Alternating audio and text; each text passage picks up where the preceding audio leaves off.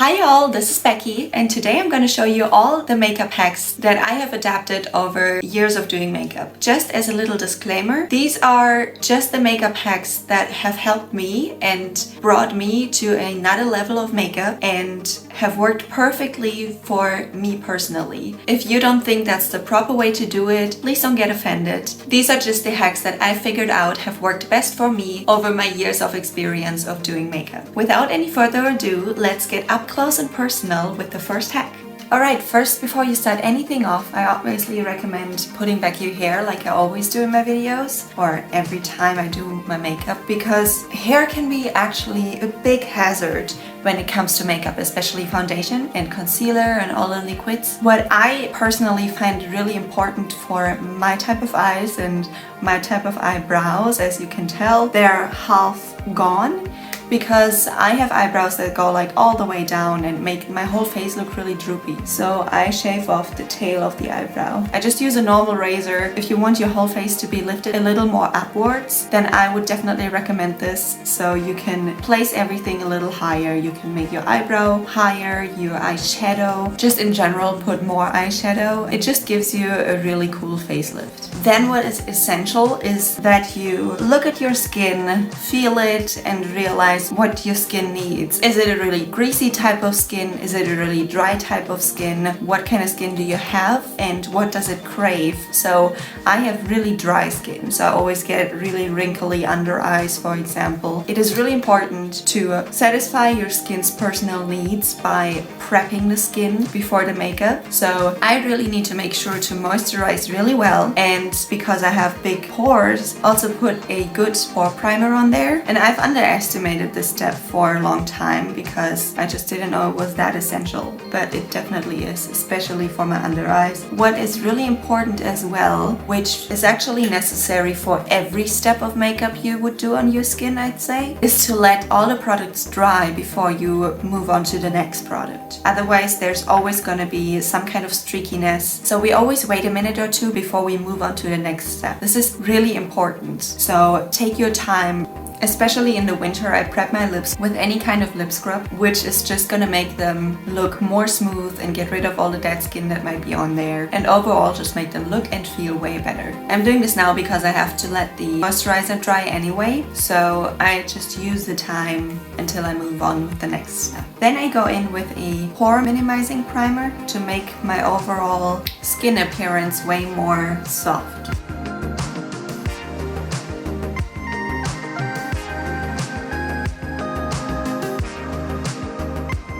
When it comes to the eyebrows, I always like to use at least 2 shades because I want the inner portion of the eyebrow to be lighter and the outer portion of the eyebrow to be darker and more of a cold tone than the inner portion. I think that makes a significant difference. And as I said earlier, since we've shaved the eyebrow, we have the chance to place the eyebrow higher than it naturally would be. You can tell that my eyebrow would naturally be placed right here, and I'm gonna put it up here so we have this natural lift. Then when it comes to the inner portion of the eyebrow, I use a way more warm-toned and lighter shade to give the eyebrows a lot more life and dimension. Also, what I think changes the entire eyebrow game is when you really draw in single hairs in the middle.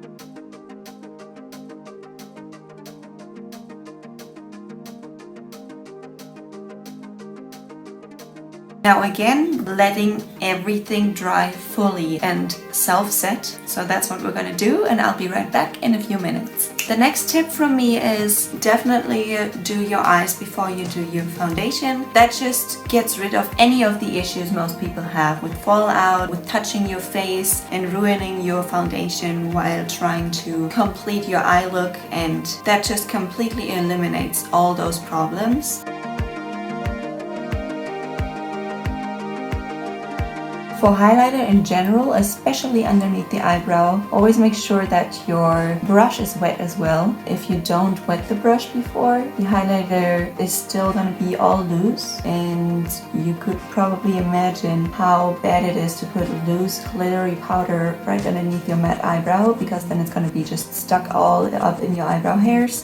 For eyeshadow, what I think is super important is to place the eyeshadow, basically tap it in before you even consider blending it out. Because I've learned this the hard way, and when I just started, I would always just start off by blending the eyeshadow already. I would just go in and blend, and then I would have dark pigment in places I wouldn't want them. So I learned to get the eyeshadow in the place I want it first, and then start blending lightly. Now I start blending, but really lightly. This is super important. I've mentioned this in a video before. Most people that have issues with applying their eyeshadow and make it look soft and seamless actually hold the brush way too close to the bristles, like this or like this. But the farther away you get from the bristles and the more you hold it in the tip, the smoother the eyeshadow is gonna look. So I'll always hold it about here. And then I always drag the lightest shade underneath the inner corner of the eyebrow. This is gonna be like my transition to my nose contour, and that just makes it all come together and make the nose contour look way softer and not that harsh.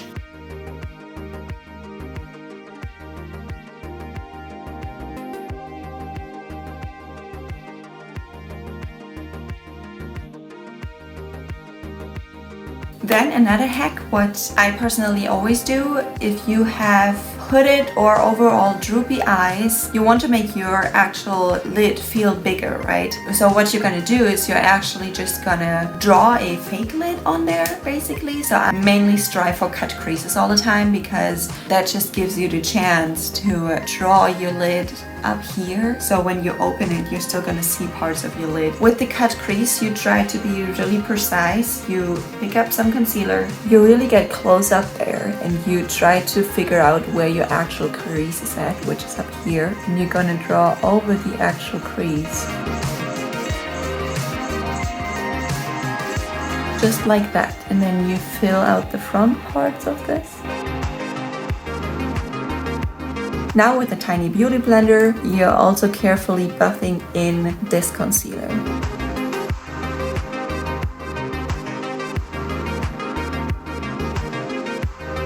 Now while letting this dry on its own, I just do my bottom lash line. Now that we've let the concealer on the eyelid dry, I basically set it with any eyeshadow. The only important thing you have to follow is to obviously stay in the lines of the concealer when you apply the eyeshadow, and also because if you put bright colors in the inner corner of your eye, it opens up the eye, makes it seem bigger. Now that eyeshadow I always blend out a little bit with the darkest shade I've used before.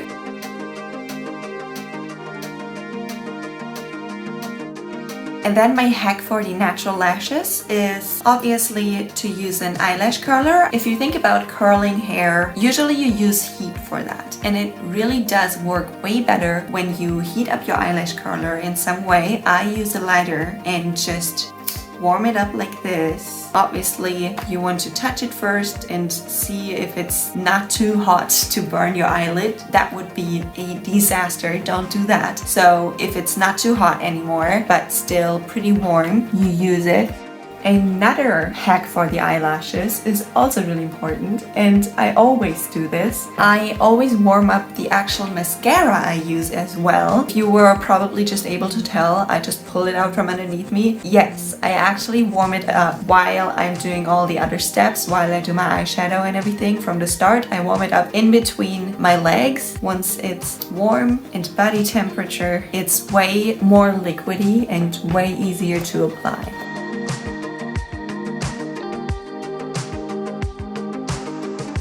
Can you see how pretty and long my eyelashes look now? See, this is the difference these two little hacks can make in your eyelashes. I think that's crazy. I love it. I'm doing the same thing on the other lash.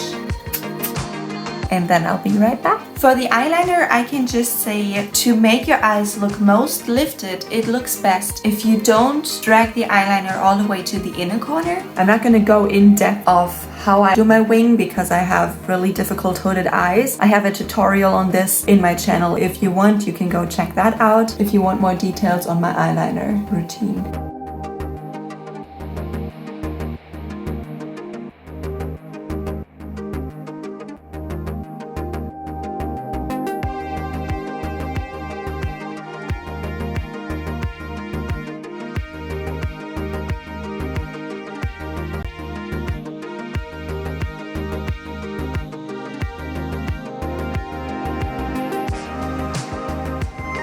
Alright, that's that for the eyeliner. And now finally moving on to skin. Why I actually chose today to film this video is because I have some outbreaks because of wearing the mask all the time. So before you actually start with any of your foundation, you want to put concealer, light concealer on all of your red spots, and do not, and I repeat, do not blend them out. You actually leave them just like this, let them dry, and then move on to your foundation. Then when it comes to your foundation, you use a wet beauty blender. And a new thing I've learned recently, which is a huge hack, is that when you put on your normal foundation, you leave out your under eyes, so you don't put that extra layer of product on there that will just lead to more creasing. So we're leaving out the under eye. Just be super light with the sponge.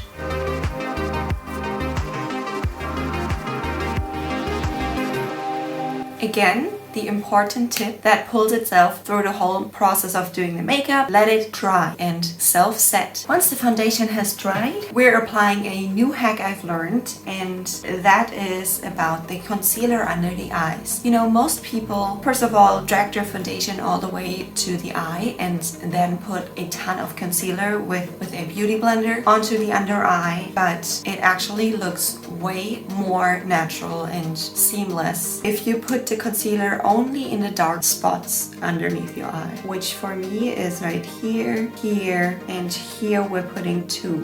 That's all we need. And then what is important, we use the brush and we just lightly tap in the concealer so we don't lose any of the coverage of the concealer. And once we start feeling the tackiness of the concealer, we tap it over the rest of the under eye as well. It's really important to remember to only tap it in. Even when you blend it, you don't smear it, you tap it in, and with the tapping, blending it in the areas you want it. And voila, the under eye looks way less cakey already.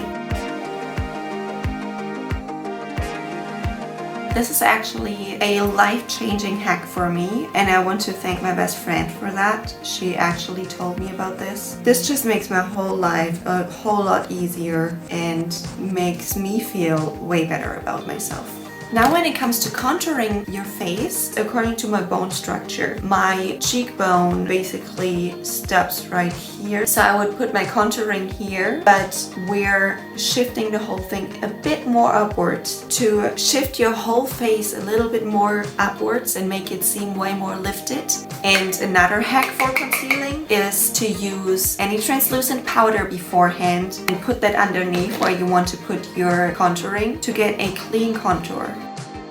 I've always done that on my cheeks, but recently I started doing it on my nose contour as well, and it's changed my entire nose contouring game. Because if you do this, once you start actually contouring, you can't go wrong anymore. I put the tip of my nose a little higher than my actual tip would be.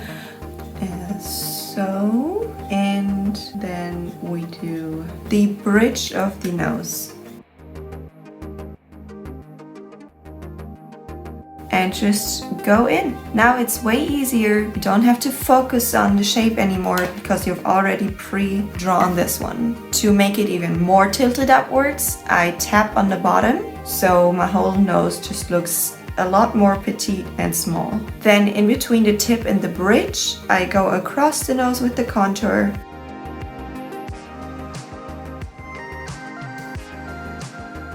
If you have a big forehead, obviously contour your forehead. For that, I don't really have a hack. I just go across the entire hairline, put it in there, I really don't know how blonde people do this because I just drag it all across the hairline. Then for your jawline, I would always make the mistake and put it actually on the jawline, but it's actually way better to put it underneath the jawline like this. Now I dust off the excess powder that we used to carve out the contour.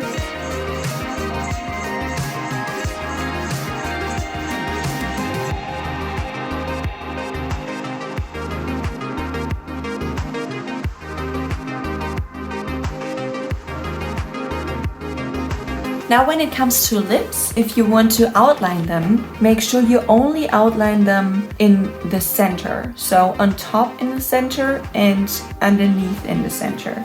Because if you outline them on the sides, it just looks super unrealistic. Now another hack that is just something that I prefer a lot in winter when I have super dry lips and I want to put a very long lasting liquid lipstick on. I just put some nice lip care on, some lip balm to make them a bit smoother. If it's a really long lasting liquid lipstick, for me it's always kept up with that. It just made the lips look way juicier and not dried up and wrinkly. And then I just fill in the lips with the lipstick. And another hack to make your lips look more juicy and way more voluminous is if you put a lighter shade of liquid lipstick in the center of the lips. That creates that kind of ombre effect. Alright, now I would just put on some setting spray.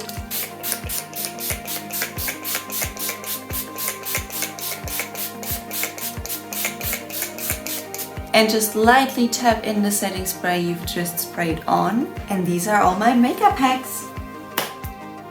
To complete the look, I just threw on some lashes, but there's no real hack to this, so I didn't want to film it. It just didn't belong in this video. I just applied them as probably the rest of the world does as well. I hope you all liked this video and you're gonna try out these hacks, and maybe I was able to help you achieve the looks you've always tried to achieve and change your makeup game to another level. Have a great rest of your day and week, and I'll see you next Monday. Bye!